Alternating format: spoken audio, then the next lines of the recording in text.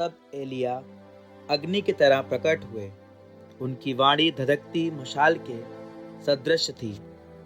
उन्होंने उनके देश में अकाल भेजा और अपने धर्मोत्साह में उनकी संख्या घटाई।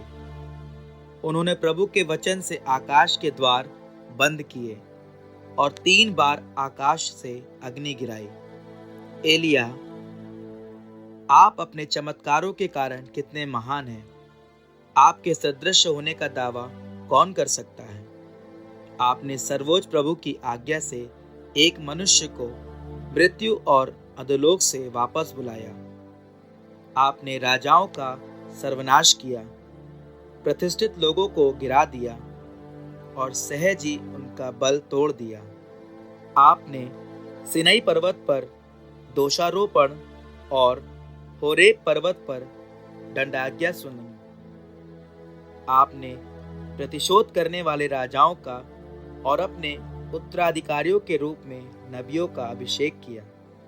आप अग्नि की आंधी में अग्निमय अश्वों के रथ में आरोहित कर लिए गए। आपके विषय में लिखा है कि आप निर्धारित समय पर चेतावनी देने आएंगे, जिससे ईश्वरीय प्रकोप भड़कने से पहले ही आप उसे शांत करें।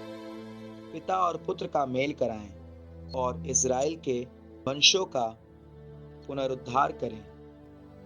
धन्य है वे जिन्होंने आपके दर्शन किए, जो आपके प्रेम से सम्मानित हुए।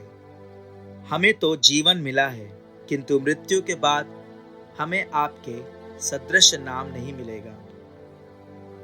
जब एलिय्याह बवंडर में ओझल हो गए तो एलीशा को उनकी आध्यात्मिक शक्ति प्राप्त हुई। वे अपने जीवन काल में किसी भी शासक से नहीं डरते थे। कोई भी मनुष्य उन्हें अपने वश में नहीं कर सका। कोई भी कार्य उनकी शक्ति के परे नहीं था और मृत्यु के बाद भी उनके शरीर में नबी का सामर्थ्य विद्यमान था।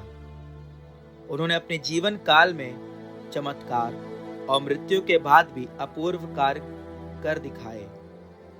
यह सब होते हुए भी लोगों ने पश्चाताप नहीं किया और पाप करना नहीं छोड़ा। इसलिए वे अपने देश से निर्वासित किए गए और सारी पृथ्वी पर बिखेरे गए।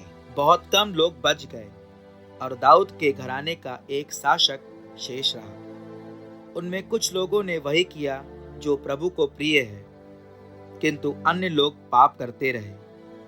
हिजकिय्याह ने अपने नगर को किलाबंद किया और वे उसके भीतर पानी लाए। उन्होंने लोहे के औजारों से चट्टान खुदवा कर जलाशय बनाए। उनके राज्य काल में सनहेरीब ने आक्रमण किया। उसने अपने प्रधान रसद प्रबंधक को भेजा, जिसने सियोन पर हाथ उठाया और अपने घमंड में ईश्वर की निंदा की। तब उनका हृदय और उनके हाथ कांपने लगे और उन्हें प्रसव पीड़िता की सी वेदना होने लगी। उन्होंने हाथ पसार कर दयालु प्रभु से प्रार्थना की और परम पावन प्रभु ने शीघ्र ही उनकी सुनी। उसने उनके पापों को याद नहीं किया।